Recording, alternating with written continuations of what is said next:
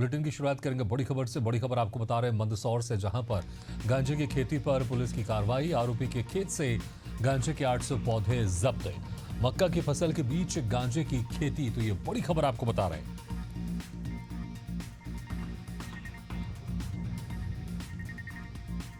तो मंदसौर से बड़ी खबर, जहां पर गांजे की खेती पर पुलिस की बड़ी कार्रवाई। आरोपी के खेत से गांजे के 800 पौधे जब्त किए गए। मक्का की फसल के बीच गांजे की खेती। सूचना के बाद पुलिस की तरफ से बड़ी कार्रवाई देखने को मिली, जहां पर गन्ने के खेत के बीच गांजे की खेती की जा रही थी।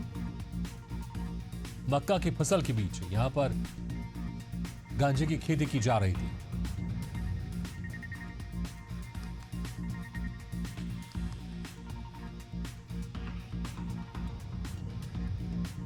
बड़ी खबर पकांजूर से आपको बता रहे हैं, जहां पर जान जोखिम में डालकर नदी पार कर रहे बच्चे। नदी पार करते स्कूली बच्चों का वीडियो आया सामने। कोयली बेड़ा ब्लॉक के अंजाड़े गांव का है वीडियो। लंबे समय से पुल की मांग कर रहे ग्रामीण।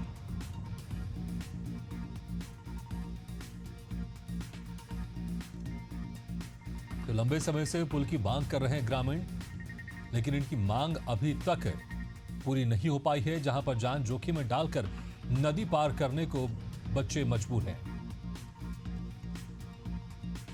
मेरी तस्वीर आप देख सकते हैं किस तरह से ये नदी पार कर रहे हैं बच्चे।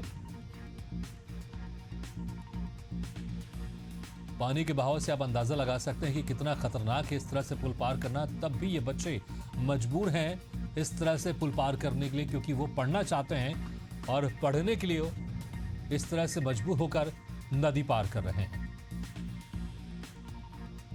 जरा सी लापरवाही और जरा सी चूक इन बच्चों की जान पर आ सकती है, लेकिन ये बच्चे मजबूर हैं क्योंकि ये बच्चे पढ़ना चाहते हैं। कोयली बेड़ा ब्लॉक के अंजाड़ी गांव का ये वीडियो आपको दिखा रहे हैं। लंबे समय से पुल की मांग की जा रही है ग्रामीणों की तरफ से, लेकिन अभी तक इनकी मांग पूरी नहीं हुई है, इसलिए ये बच्चे जान जोखिम में डालकर नदी पार कर रहे हैं।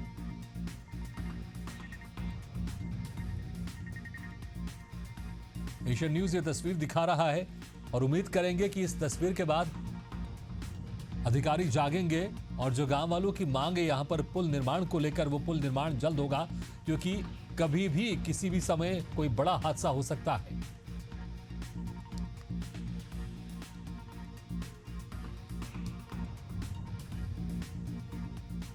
बिहार के मुख्यमंत्री नीतीश कुमार और उप मुख्यमंत्री सम्राट चौधरी खगड़िया पहुंचे, जहां उन्होंने पनिसलवा हाई स्कूल में पहुंचकर 519 करोड़ 66 लाख रुपए के विकास योजनाओं का उद्घाटन किया। इस दौरान सभा को संबोधित करते हुए उप मुख्यमंत्री ने कहा कि बिहार और खगड़िया में लगातार विकास हो रहा है।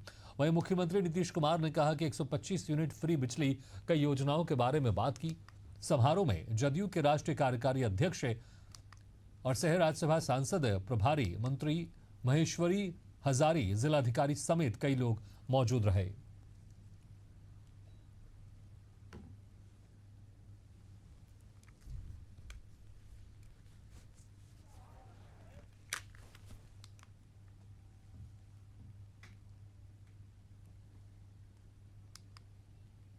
मध्य प्रदेश के सीहोर में स्वस्थ नारी सशक्त परिवार अभियान के तहत विशाल स्वास्थ्य शिविर का आयोजन किया गया, जिसका शुभारंभ उप मुख्यमंत्री राजेंद्र शुक्ल ने किया। इस दौरान उन्होंने कहा कि सरकार हर नागरिक तक बेहतर स्वास्थ्य सेवाएं पहुंचाने के लिए प्रतिबद्ध है। बता दें कि अभियान का मुख्य उद्देश्य महिलाओं और किशोरियों को पोषण और स्वास्थ्य के प्रति सशक्त बनाना है। साथ ही बड़ी घोषणा करते हुए कहा कि प्रदेश में स्वास्थ्य सेवाओं को और मजबूत करने के लिए जल्द ही 2000 विशेषज्ञ डॉक्टरों की भर्ती की जाएगी और शिविर का निरीक्षण कर टीबी मरीजों को पोषण टोकरियां वितरित की गई।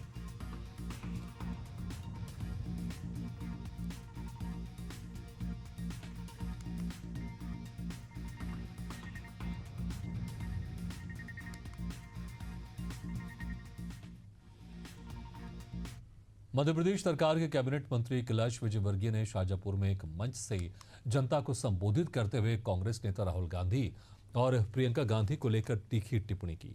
उन्होंने भारतीय और विदेशी संस्कृति की तुलना करते हुए कहा कि हमारे देश की परंपरा सम्मान की रही है, लेकिन जब एक जवान भाई अपनी जवान बहन को सार्वजनिक रूप से चुंबन देता है तो ये विदेशी संस्कृति का प्रतीक है।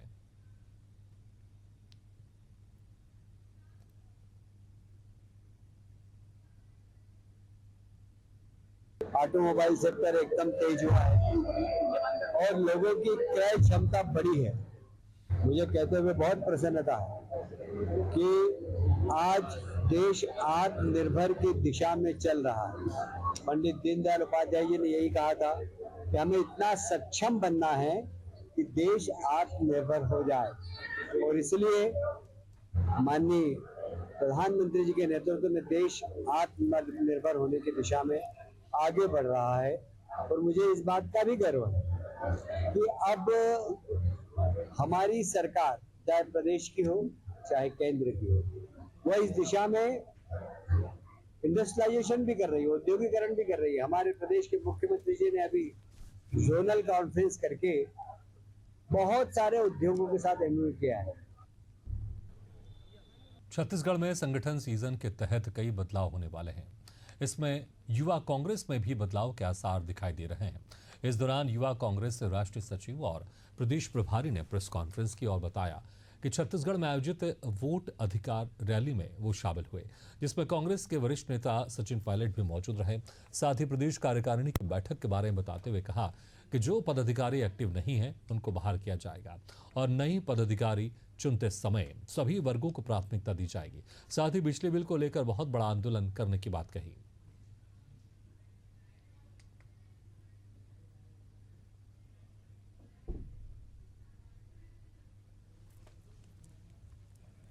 देहरादून में सैनिक कल्याण विभाग की ओर से कार्यक्रम का आयोजन किया गया, जहां प्रदेश के मुखिया पुष्कर सिंह धामी और सैनिक कल्याण मंत्री गणेश जोशी ने शिरकत की।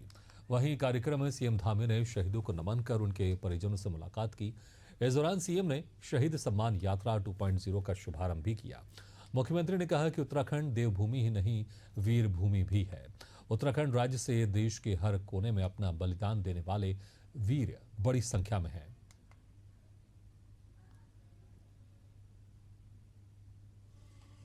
सैनिक धाम है जो देहरादून के गुनियाल गांव में बन रहा है और अंतिम चरण में उसका काम है।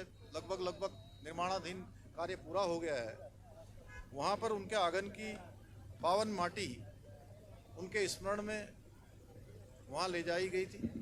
लगभग 1700, पहले चरण में 1600 के लगभग और दूसरे चरण में 71 हमारे वीर नरबाकुरों के आंगन की मिट्टी वहां जा रही है। और ये सब हमारे उन बलिदानियों को समर्पित है जिन्होंने देश की सीमाओं पर अपना बलिदान दिया है। कवर्धा जिले में आदिवासी युवती के साथ हुए सामूहिक दुष्कर्म मामले में 24 घंटे बीत जाने के बाद भी अब तक पुलिस आरोपियों तक नहीं पहुंची है, जिससे नाराज आदिवासी समुदाय के लोगों ने धरना प्रदर्शन कर नारेबाजी की और आरोपियों की फांसी और पीड़ित परिवार को उचित मुआवजे की मांग की।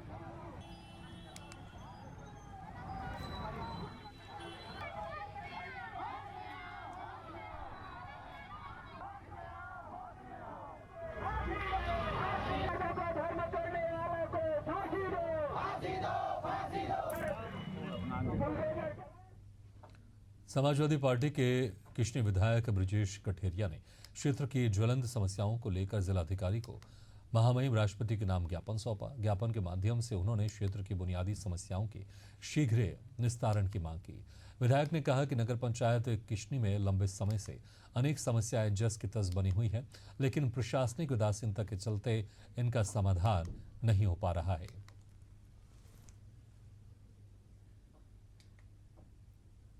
हमारे यहाँ नगर पंचायत किशनी चूँकि छोटी पंचायत है, उसका सीमित बजट है और सीमित बजट में जो उसके अपने निश्चित जो कार्य हैं उन्हीं को हो पाना बड़ा मुश्किल हो पाता है। हमारे यहाँ एनएच का निर्माण हुआ और एनएच के निर्माण कार्य में एनएच वालों ने मेरा दोनों तरफ जो नाला बना हुआ था उस नाले को तोड़ दिया। हमारे जो हैंड पंप लगे थे उन्हें तोड़ दिए, फीजर तोड़ दिए और इसके बाद कई बार आश्वासन दिया पिछले डीएम साहब ने, सामने आमने बैठाल के कई बार कोशिश की, नहीं माने। उनको किशनी थाने तक में बैठाला गया, लेकिन उनके आश्वासन के बाद आज तक कोई काम पूरा करके नहीं दिया गया। छत्तीसगढ़ के कोंडागांव में जिला भाजपा कार्यालय अटल सदन में सेवा पखवाड़ा कार्यक्रम का आयोजन किया गया, जिसमें पंडित दीनदयाल उपाध्याय जी की जयंती और आत्मनिर्भर भारत जीएसटी रिफॉर्म विषय पर एक विशेष संगोष्ठी का आयोजन किया गया। कार्यक्रम में मौजूद वन मंत्री केदार कश्यप ने अपने संबोधन में दीनदयाल उपाध्याय जी की जीवन को समाज और राष्ट्र के प्रति समर्पण का प्रतीक बताया। उन्होंने कार्यकर्ताओं से दीनदयाल उपाध्याय के विचारों को अपनाकर समाज के सबसे निचले तबके तक सेवा का संकल्प पहुंचाने का आह्वान किया।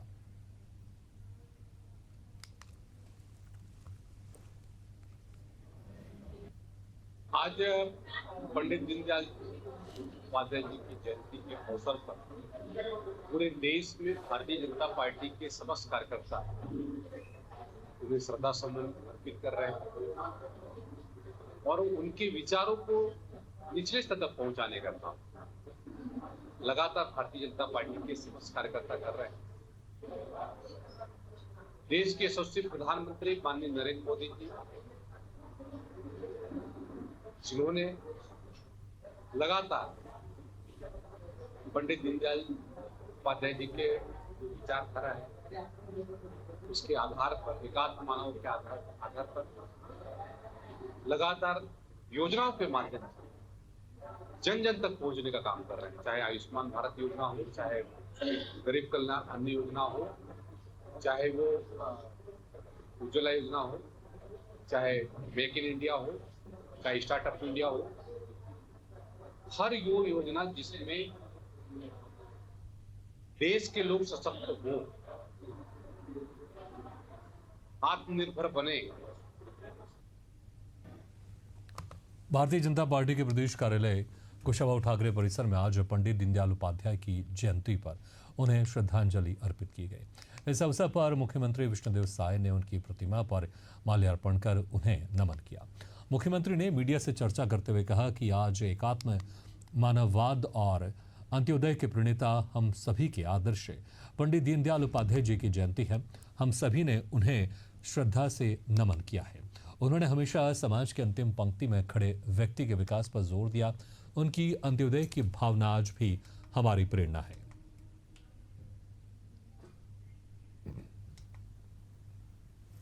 आज एकात्म मानववाद और अंत्योदय के प्रणेता हम सब लोगों के आदर्श पंडित दीनदयाल उपाध्याय जी की जयंती है।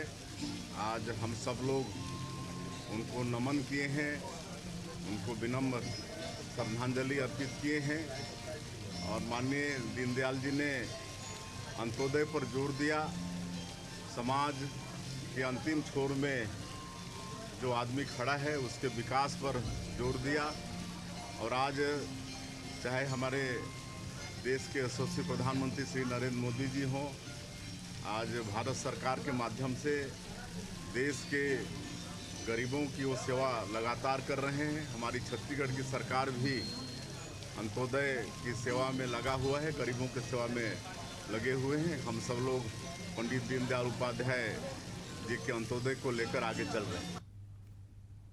यूपी के अयोध्या में यश म्यूजिकल ट्रस्ट की ओर से गरबा और डांडिया उत्सव का आयोजन किया गया, जिसमें महापौर गिरीश पति त्रिपाठी अपनी धर्मपत्नी श्रीमती राजलक्ष्मी त्रिपाठी के साथ कार्यक्रम में पहुंचे और दीप प्रज्वलित कर कार्यक्रम की शुरुआत की। इसके बाद संस्था के बच्चों ने गणेश वंदना प्रस्तुत की।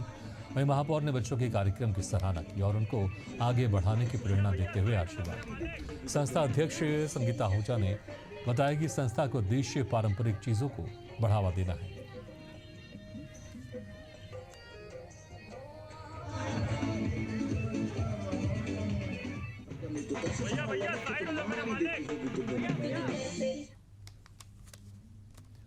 आज रायपुर के आकाशवाणी चौक स्थित महाकाली मंदिर से डोंगरगढ़ दर्शन के लिए निःशुल्क बस सेवा शुरू की गई है।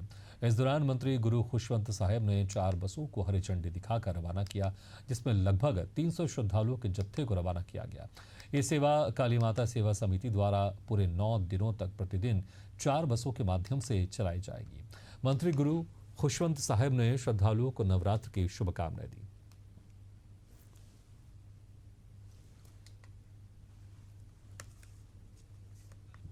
जब से नवरात्रि पर्व प्रारंभ हुई है तो हमारे दीपक फुल्ले जी, हमारे बड़े भैया केदार नाग गुप्ता जी जो अपेक्स बैंक के अध्यक्ष हैं, उनके नेतृत्व में लगातार 4 बस जिसमें लगभग 300 नागरिक, जिनको लगातार निःशुल्क डोंगरगढ़ माता रानी का दर्शन का सौभाग्य उनके द्वारा दिया जा रहा है और लोग बहुत ही उत्साह के साथ माता रानी के दर्शन के लिए जा रहे हैं, क्योंकि छत्तीसगढ़ प्रदेश कहीं ना कहीं धार्मिक प्रदेश है और हर किसी को इस नवरात्रि के पर्व में एक सपना होता है कि हम माता रानी का दर्शन करें, उनका आशीर्वाद लें।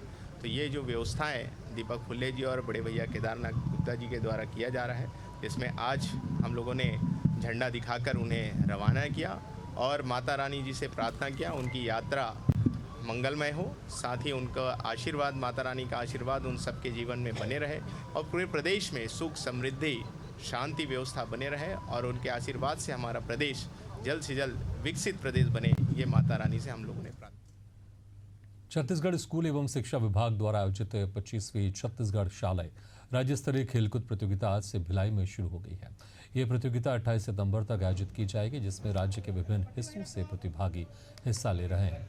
इस प्रतियोगिता में fencing, netball, track cycling, lawn tennis, table tennis सहित कुल 6 खेलों में बालक और बालिका दोनों समूहों के खिलाड़ी अपनी प्रतिभा का प्रदर्शन करेंगे।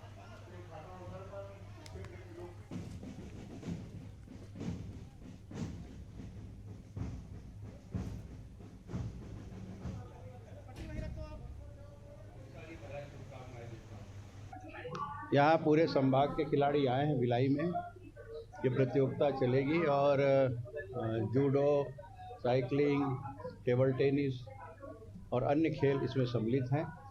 ये खिलाड़ी यहाँ जो उत्कृष्ट खेल का प्रदर्शन करेंगे, प्रथम, द्वितीय आएंगे, उनको आगे राष्ट्रीय जो टूर्नामेंट होगा उसमें खेलने का अवसर मिलेगा। मैं खिलाड़ियों को अपनी ओर से बहुत बहुत शुभकामनाएं देता हूँ, बधाई देता हूँ। हम लोग फेंसिंग गेम में आए हैं। फेंसिंग में 3 प्रकार का गेम, मतलब 3 प्रकार का होता है, फॉइल, ईपी और साइबर। तीनों प्रकार का, मतलब कि तीनों प्रकार का सामान भी अलग अलग होता है खेलने के लिए और हम लोग अच्छे से प्रैक्टिस करके आए हैं। हम लोग का नेटबॉल खेल है। हम लोग 25वीं राज्य स्तरीय शालेय क्रीड़ा प्रतियोगिता 2025-26 में सम्मिलित हुए हैं। हम लोग टोटल बस्तर से 10 गर्ल्स आए हैं और 7 बॉयज आए हैं।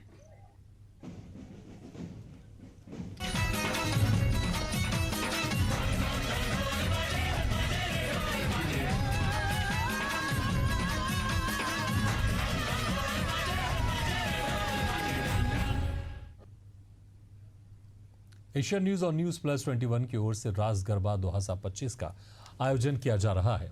मां कात्यायनी से लेकर मां महागौरी तक की आराधना का अद्भुत संयोग अब और भी भव्य रूप में देखने को मिलेगा। बता दें कि एशियन न्यूज और न्यूज प्लस 21 का रास गरबा 2025 कार्यक्रम अब एक दिन और बढ़ा दिया गया है। जी हाँ, मां भगवती की कृपा और आप सभी श्रद्धालुओं के उत्साह को देखते हुए यह आयोजन अब नई तिथियों 27, 28 और 29 सितंबर 2025 को होगा। पहले ये कार्यक्रम 25, 26, 27 और 28 सितंबर 2025 को निर्धारित था, लेकिन अब नई तिथि तय की गई है। इन तीनों पावन दिनों में मां की भक्ति, संगीत, नृत्य और संस्कृति का संगम होगा, जहां आप सभी को मां के चरणों में आराधना करने का अवसर प्राप्त होगा। आइए मां भगवती के आशीर्वाद से इस महोत्सव को और भी दिव्य बनाए और भक्ति के रंगों में सराबोर होकर इस अद्भुत सांस्कृतिक पर्व का हिस्सा बने।